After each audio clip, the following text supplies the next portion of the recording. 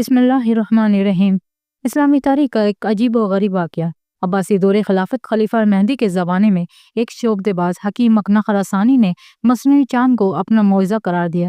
خلیفہ مہدی نے اس فتنے کا کلا کما کر دیا۔ اس کی موت کے ساتھ وہ چاند بھی غروب ہوا۔ بعض نے اسے جادوگر کہا۔ حکیم مکنہ خراسانی عباسی دور خلافت میں خلیفہ ابو جعفر المنصور 754-775 کے زمانے میں خراسان کے علاقے مرو کے ایک معمولی گاؤں میں ایک دھوبی کے گھر بیٹا پیدا ہوا۔ نام اس کا ہاشم یا ہشام رکھا گیا، لیکن یہ مشہور ابن مکنہ کے نام سے ہوا۔ اس کی وجہ تسمیہ یہ ہے کہ وہ کراہت کی حد تک بد صورت ہونے کے سبب نقاب اوڑھ کر رہتا تھا۔ مکنہ نقاب کو کہا جاتا ہے۔ خراسان کے ایک گاؤں میں دھوبی کے گھر پیدا ہونے کے والے اس شخص کی کوئی پہچان نہیں تھی، البتہ اس کی شکل و صورت انتہائی بد شکل اور کریہ تھی کہ لوگ اس سے کراہت محسوس کرتے تھے اور اس کو اپنے قریب بھی نہیں آنے دیتے تھے۔ لوگ اس کی نفرت کے سبب اس کے اندر کی حسد اور احساس کمتری نے اس کو حد سے زیادہ متاثر کیا۔ اس کے دماغ میں یہ بات بیٹھ گئی، یہ لوگ جو اس کو کمتر و بدصورت جانتے ہیں، اسے ان لوگوں پر حکمرانی کرنی ہے۔ ابن مکنہ اپنی جوانی کے زمانے میں گھر چھوڑ کر چلا گیا اور نہ جانے کہاں کہاں کی خاک چھانتا پھرا۔ اس دوران اس نے علم کیمیا، جادو، شعبدے بازی اور دیگر علم و فنون سیکھے اور کئی سال تک اپنے گاؤں سے غائب رہا۔ خلیفہ مہدی 775 اور 785 کے زمانے میں یہ اپنے گاؤں واپس آ گیا۔ یہ ایک دور دراز گاؤں تھا جہاں دین کے معاملے میں جہالت تھی۔ اس نے اپنے جادو اور کیمیا کے علم کے بل بوتے پر لوگوں کو طرح طرح کے شعبدے بازیاں دکھا کر ان کو اپنا گرویدہ بنا لیا۔ جب لوگ اس سے بہت زیادہ متاثر ہو گئے تو اس نے پیغمبری کا دعویٰ کر دیا۔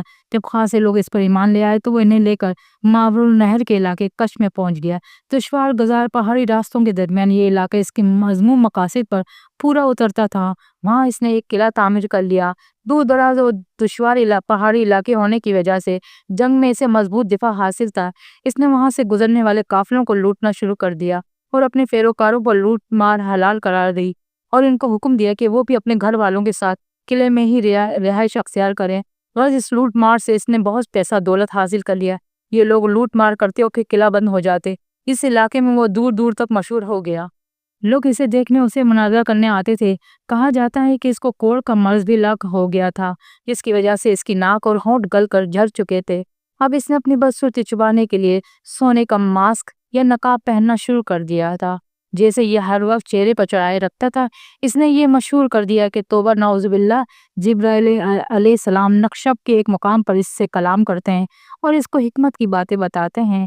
ان کے حکم کے مطابق عام گناہگار انسان اس کا چہرہ دیکھنے کے روادار نہیں ہے، اس لیے وہ اپنا چہرہ چھپا کر رکھتا ہے۔ بہت سے لوگ اور بغداد کے علماء نے اسے جھوٹا کہہ کر معجزہ دکھانے کو کہا تو اس نے ایک نقلی چاند بنایا جو نقشب کے علاقے کے کنویں سے طلوع ہوتا تھا۔ نقشب ترکستان کے ایک شہر کا نام ہے جسے ترکی میں کرشی کہتے ہیں۔ علماء ماہرین کا خیال ہے کہ اس نے نقشب بعض فلزات مثل سیماب وغیرہ کی لاکھ سے بنا کر نکالا تھا جو 2 ماہ تک غروب نہیں ہوتا تھا اور 4 فرسنگ یعنی 15 میل تک اس کی روشنی پہنچتی تھی۔ یہ چاند سیماب اور چاندی کے اجزاء ترکیبی اور مکنہ کے فن شعبدہ بازی کا کمال تھا۔ ضعیف العقیدہ لوگ اسے خدا سمجھ بیٹھے۔ وہ چاند نقشب کے کنویں سے طلوع ہوتا اور تقریباً 15 میل کی مسافت کو روشن کرتا تھا۔ یہ ایک حیرت انگیز بات ہے کیونکہ آج سائنس کی حیرت انگیز ترقی کے باوجود سائنسدان بجلی کے ہوتے ہوئے کوئی ایسا بلب ایجاد نہیں کر سکے ہیں جو اکیلا اتنے بڑے علاقے کو روشن کر سکے۔ اردو ادب میں بھی اس کا ذکر ملتا ہے۔ ابن مکنہ کے چڑھائے اس چاند کی خبر دور دراز تک پہنچ گئی اور لوگ جوک در جوک اس کے پیروکاروں میں شامل ہونے لگے۔ بہت سے لوگ گمراہ ہوئے اور اس کو سجدہ کر کے خدا مان لیا۔ مکنہ کے پیروکار رات میں چائے نقشب کے گرد جمع ہو جاتے اور پھر مکنہ چائے نقشب سے چاند طلوع کرتا جو کافی بلندی پر جا کر مولک ہو جاتا اور ہر طرف روشنی پھیل جاتی جو میلوں دور تک نظر آیا کرتی تھی۔ اس وقت کے خلیفہ مہدی تک اس فتنے کی خبر پہنچی تو اس نے اس فتنے کو زیادہ سنجیدگی سے نہیں لیا، کیونکہ اس وقت وہ خود بہت سے مسائل میں الجھا ہوا تھا جن میں ایک بنو امیہ کی بغاوت تھی۔ دوسری بات یہ کہ اس دور میں اس قسم کے فتنے اکثر سر اٹھاتے رہتے تھے لیکن کچھ عرصے بعد خود ہی ختم ہو جاتے تھے۔ خلیفہ مہدی نے اس کو معمولی سمجھ کر نظر انداز کر دیا، لیکن خلیفہ کی یہ لاپرواہی انتہائی سنگین نوعیت کے نتائج لائی۔ ابن مکنہ کا فتنہ صرف اس کے علاقے تک محدود نہیں رہا بلکہ دور دراز تک پھیل گیا۔ اس کے پیروکاروں نے نہ صرف ہر گزرنے والے قافلے کو لوٹنے لگے بلکہ اب ان کی دیدہ دلیری اور بدماشی اس حد تک بڑھ چکی تھی، یہ قافلوں میں شامل عورتوں لڑکیوں کو بھی قید کر کے ان کو اپنی لونڈیاں اور باندیاں بنانے لگے۔ اب ابن مکنہ طاقت کے نشے میں سرشار تھا، اس نے خدائی کا دعویٰ بھی کر دیا ہے۔ اس نے علاقے کے حاکموں کو خطوط روانہ کر دیے جس میں اس نے دعویٰ کیا کہ نہ توبہ نعوذ باللہ خدا اس کی ذات میں حلول کر گیا ہے، لہذا اس کو خدا تسلیم کیا جائے اور اس کی مکمل اطاعت کے ساتھ ساتھ نذرانے پیش کیے جائیں۔ ایسا ہی ایک خط اس نے خلیفہ مہدی کو روانہ کیا جسے پڑھ کر خلیفہ سخت طیش میں آ گیا، اس کو اپنی لاپرواہی کا احساس ہوا اور اس نے جواباً اپنی فوج اس فتنے کی سرکوبی کے لیے روانہ کر دی۔ خلیفہ مہدی نے اسے ایک معمولی آدمی سمجھا اور اس کے لیے فوج کے چند دستے روانہ کیے، یہ خلیفہ کی بہت بڑی بھول تھی۔ ابن مکنہ کی فوج نے خلیفہ کی فوج کو شکست سے دوچار کر دیا۔ اس شکست کے بعد خلیفہ مہدی نے باقاعدہ مکمل تیاری کے ساتھ اپنے وزیر معاویہ بن عبداللہ کی سرپرستی میں ایک لشکر اس فتنے کی سرکوبی کے لیے تیار کیا، لیکن مکنہ کی طاقت اتنی بڑھ چکی تھی کہ یہ لشکر بھی ناکام ہو گیا۔ اب خلیفہ نے معاویہ بن عبداللہ کی مدد کے لیے مزید بھرپور اور تازہ دم کمک بھیجی۔ اس کمک کے پہنچنے کے بعد اسلامی فوج نے دوبارہ مکنہ کے قلعے پر حملہ کیا اور کافی مشکلات کے بعد معاویہ بن عبداللہ قلعے کو فتح کرنے میں کامیاب ہو گیا۔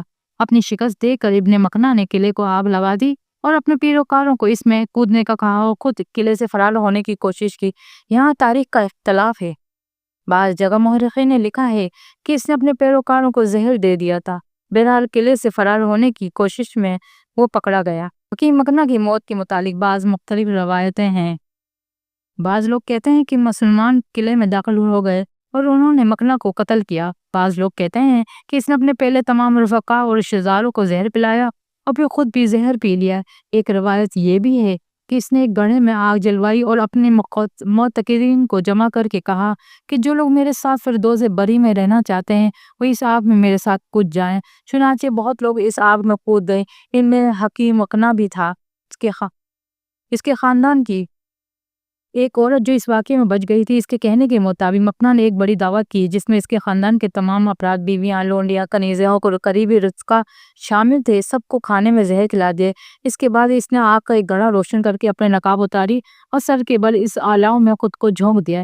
اس عورت کا کہنا تھا کہ اس نے پہلی بار مکنہ کو بغیر نقاب کے دیکھا تھا۔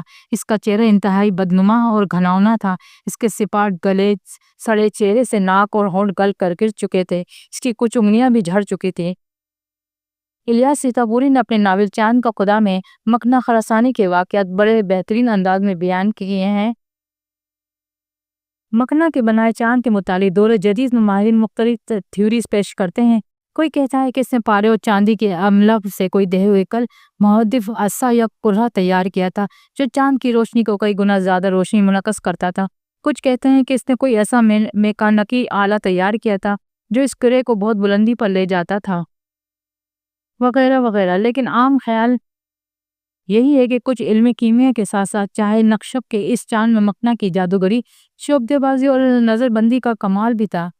چاند کا یہ خدا 8 سال 785 عیسوی میں لوگوں میں اپنی جھوٹی خدائی کے دعوے کے گھڑتا رہا، لیکن بلاخر اپنے انجام کو پہنچا۔ ابن مکنہ کی موت کے بعد اس کا چڑھایا ہوا چاند چند دنوں تک آسمان کو روشن کرتا رہا، لیکن ایک دن چاہے نقشب میں ڈوب کر ٹوٹ گیا اور ہمیشہ کے لیے غروب ہو گیا۔ رہے نام اللہ کا۔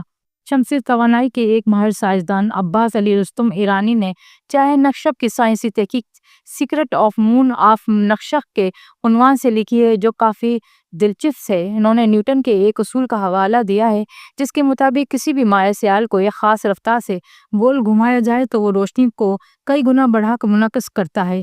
دنیا کے پہلی دوربین بھی اسی اصول کے تحت ایجاد ہوئی تھی۔ تاریخ میں درج ہے کہ جب عباسی فوج نقشب پہ غالب ہوئی تو انہیں کنویں میں پارے سے بھرے ہوئے ایک بڑے برتن کے سوا کچھ نہ ملا۔ عباس علی رستم کے مطابق نقشب پارے سے بھرے ہوئے اس برتن کو خفیہ پلیوں سے گھماتا تھا۔ کنویں میں آئینے کے ذریعے اصلی چاند کا عکس ڈالا جاتا جو منعکس ہو کر اصلی چاند کی روشنی کئی گنا بڑھا کر فضا میں چاند کی شبیہ پیدا کرتا تھا۔